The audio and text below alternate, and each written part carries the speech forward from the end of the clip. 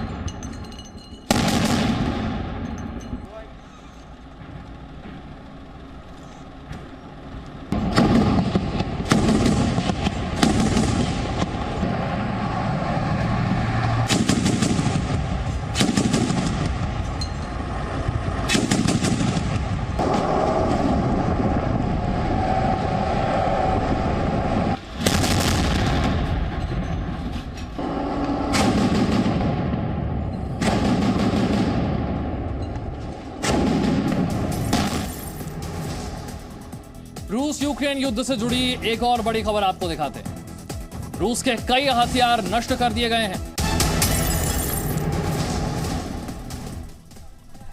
बीते 24 घंटे में रूस के कई हथियारों को नष्ट किया गया है, यह दावा किया जा रहा है। और इसमें 5 ड्रोन हैं, 3 सैन्य विमान हैं और 1 हेलीकॉप्टर शामिल है। 5 ड्रोन, 3 सैन्य विमान और 1 हेलीकॉप्टर को नष्ट कर दिया गया है बीते 24 घंटे में। ये रूस यूक्रेन युद्ध से जुड़ी हुई बड़ी खबर। रूस के कई हथियारों को नष्ट किया गया है। रूस और यूक्रेन के युद्ध का 46वां दिन है। रूस की सेना यूक्रेन के कई शहरों में दाखिल हो चुकी है। अब तो पैदल सेना टैंकों के साथ शहर की सड़कों पर नजर आती है।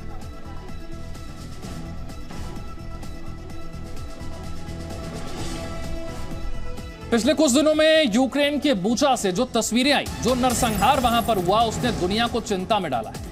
बुचा में 5 शव अब और देखे गए हैं, जिन्हें सिर में गोली मार दी।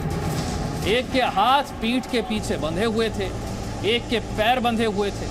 स्थानीय कार्यकर्ताओं ने, निवासियों ने शवों को सड़क से हटाया है, लेकिन अब भी राख और जले हुए सीमेंट के टुकड़े और टैंक यहां से हटाए जा रहे हैं।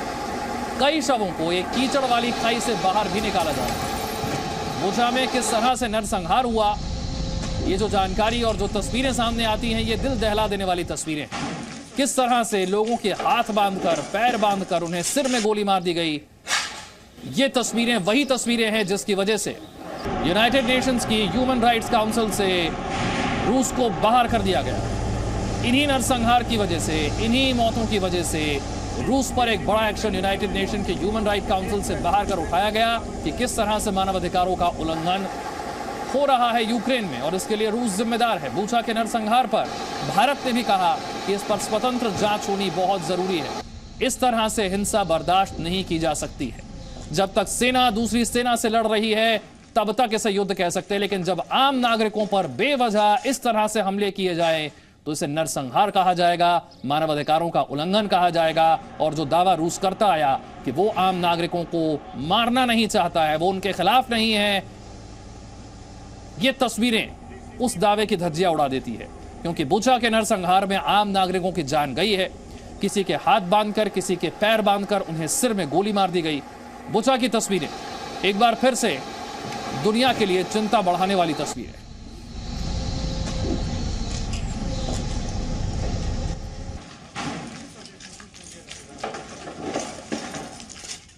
और अब जानकारी यह भी है कि यूक्रेन में मारियोपोल में चेचन लड़ाकों का युद्ध जारी है। चेचन और अजोव सेना आमने सामने है।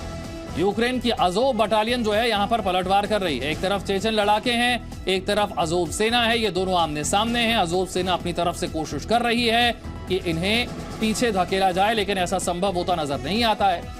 हालांकि यूक्रेन का दावा यह है कि कई शहरों से उसने रूस के सैनिकों को पीछे खदेड़ दिया है, लेकिन ये 46वां दिन है इस युद्ध का। दोनों तरफ से अपने अपने दावे हैं। इसकी पुष्टि कर पाना बहुत मुश्किल है कि कितने बड़े हिस्से में इस वक्त रूस का कब्जा है और कहां-कहां पर यूक्रेन की सेना संघर्ष करने में या रूस के सैनिकों को पीछे धकेलने में कामयाब हो पाई है। लेकिन ये युद्ध रुकता हुआ नजर नहीं आ रहा है। 46वां दिन तबाही जारी है।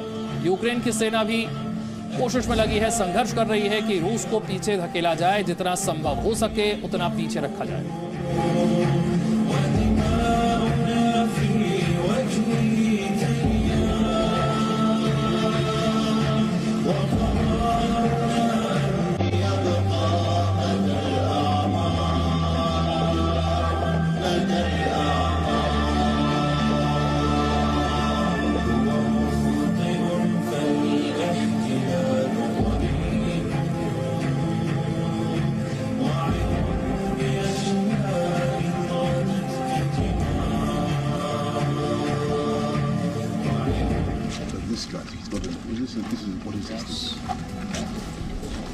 रूस यूक्रेन युद्ध का 46वां दिन। आपको तस्वीरें दिखाते हैं कि यूक्रेन में हो क्या रहा है।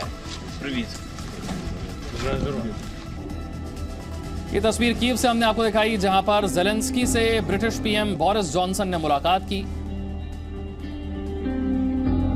इसके अलावा यूक्रेन के ज़ापोरिज़्ज़िया की सीमा पर यूक्रेन का झंडा लहराता हुआ नजर आता है। साथ ही मारियोपोल में रूस के हथियार इन तस्वीरों में आपको नजर आ रहे हैं। मारियोपोल में भीषण तबाही हो रही है और रूस के यही वो हथियार हैं जो मारियोपोल में तबाही मचा रहे हैं।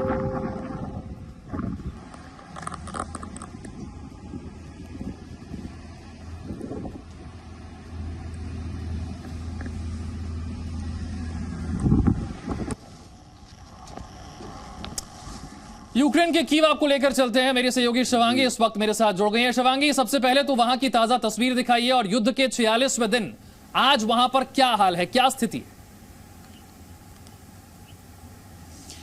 देखिए, आपको बता दें कि युद्ध अभी भी जारी है, लेकिन बहुत सारे ऐसे इलाके हैं जहां पर अब धीरे धीरे यूक्रेन की सेना कब्जा कर रही है। तस्वीरें लगातार जी मीडिया दिखा रहा है। हम यूक्रेन के उन इलाकों तक पहुंचे हैं जहां पर रूसी सेना ने बर्बादी मचाई थी। और आपको बता दें कि बोरोद्वांका, इसके अलावा इरपिन, बुचा, इन सभी इलाकों की तस्वीरें हमने दिखाई थी। एक बार आपको कीव की तस्वीर दिखा देते हैं। देखिए, आज यहाँ चहल पहल बढ़ी है और ये चहल पहल इसलिए बढ़ी है क्योंकि धीरे धीरे जो लोग हैं वो शहर की तरफ लौट रहे हैं। रहने के लिए नहीं लौट रहे हैं, लेकिन अपने इलाके में कितनी बर्बादी मची है और जो उनका बचा हुआ सामान है वो लेने के लिए लौट रहे हैं।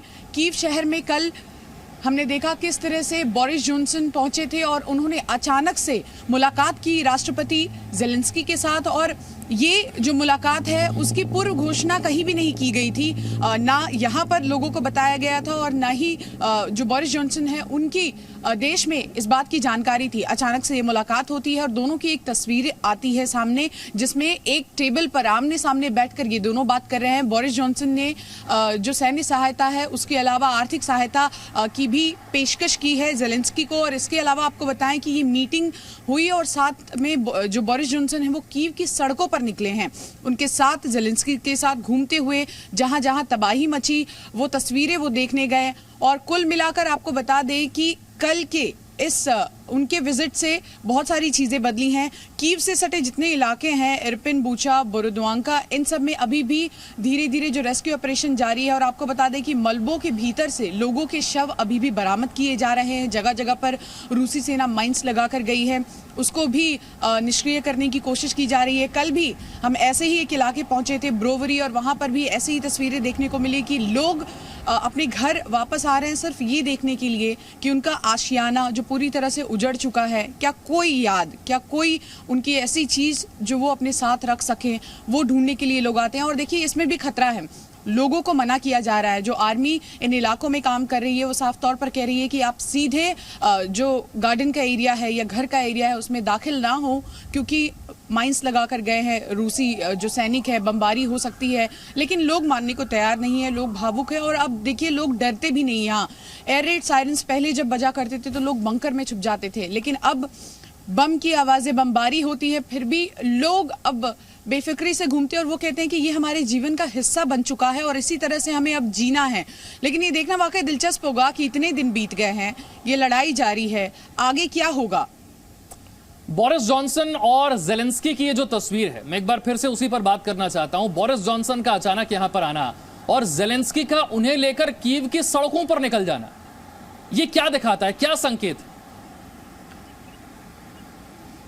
देखिए ये संकेत साफ है कि हमारा देश डरता नहीं। जेलेंस्की बार बार ये कह रहे हैं कि हम नहीं डरते, हमारे देश के लोग नहीं डरते, और जब ज़रूरत पड़ रही है तो हमारे देश के लोग खुद यहाँ मदद के लिए सामने आए हैं। और जब बोरिस जॉनसन को वो लेकर कीव की सड़कों पर निकले तो वो पूरी दुनिया को ये संदेश देना चाहते हैं कि केवल हम ही नहीं, जो हमारे मेहमान यहाँ आ रहे हैं, जो हमारी मदद के लिए यहाँ पर खड़े हैं, उनकी सुरक्षा भी हमारे हाथ में है। और सुरक्षित उनको कीव की सड़कों पर हम यहाँ पर लेकर एक संदेश कहीं ना कहीं ये पुतिन को देने की कोशिश की गई है कि आप अपनी ओर से आक्रमण करते रहिए, लेकिन हम तैयार हैं, हम लड़ते रहेंगे। और लगातार जिस तरह से बोरिस जॉनसन ने भी अपनी ओर से प्रतिक्रिया जाहिर की और कहा कि जेलेंस्की जो है उनके नेतृत्व में जिस तरह से इस वक्त ये देश लड़ रहा है, ये अपने आप में काबिले तारीफ है। और पूरे विश्व भर में इस फोटो की, इस तस्वीर की और जो वीडियो जारी किए गए हैं डिफेंस मिनिस्ट्री ऑफ यूक्रेन की ओर से बोरिस जॉनसन और जेलेंस्की के, उसकी काफी चर्चा हो रही है। और कुल मिलाकर पुतिन को एक संदेश देने की कोशिश की गई है, लेकिन ये देखना होगा कि रूस की ओर से क्या बयान आता है और क्या वाकई वो इस पे स्टेटमेंट देंगे। शिवांगी, इस वक्त आप कीव में हैं और मैं अपने दर्शकों के लिए समझना चाहता हूं कि कीव में इस वक्त होना ये कितना बड़ा खतरा है, क्योंकि पैदल सेना रूस की भले ही ना पहुंची हो, लेकिन एयर स्ट्राइक हुई है, हमने देखा। और कीव के भी कई हिस्से हैं जहां पर तबाही मची है। आज कीव के हालात क्या हैं? देखिए आपको बता दें कि कीव अभी भी सुरक्षित नहीं है और कीव से जितने इलाके सटे थे, जो आउटस्कर्ट्स थे, वहां बहुत खतरा है। हम रिपोर्टिंग के लिए जब जाते हैं तो जान हथेली पर लेकर जाते हैं और बहुत मुश्किल होता है ऐसे इलाकों में काम करना। कीव में भी हम आपको बता दें कि कल जब हम रिपोर्ट कर रहे थे तो लगातार जो माइंस डिटेक्ट करने की टीम लगी हुई है वो विस्फोटकों को नष्ट कर रही थी। और आप कहीं भी चले जाइए, आपको गोला बारूद, आपको जो बर्बादी हुई उसकी तस्वीरें देखने को मिलेंगी। और लोगों में लेकिन एक हम कह सकते हैं कि मनोबल जरूर बढ़ा है। जरा कैमरा एक बार फिर पैन कराएंगे। देखिए ये वो सड़कें हैं जहां 2 हफ्ते पहले तक जब हम पहुंचे थे तब एक गाड़ी नहीं दिखाई देती थी, सेना की गाड़ी और मीडिया की गाड़ी या मेडिकल टीम की गाड़ी के अलावा। लेकिन धीरे धीरे आम लोग अब लौट रहे हैं। कुछ दुकानें यहाँ पर आपको बताएं कि रोजमर्रा की जो चीजें होती हैं वो सारी दुकानें बंद थी, खाने की जो दिक्कत हो रही थी।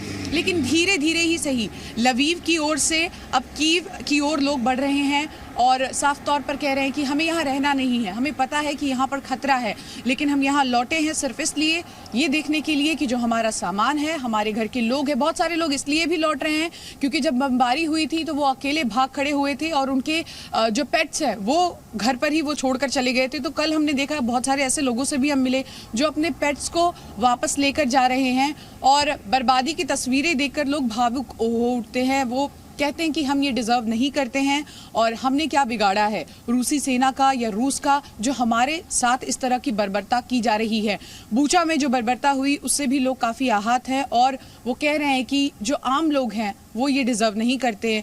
युद्ध 2 देशों के बीच चल रहा है, लेकिन नुकसान सिर्फ और सिर्फ आम लोगों का हो रहा है। बिल्कुल, नुकसान आम लोगों का हो रहा है। Presenting B News app available on Google Play and App Store. Download it now.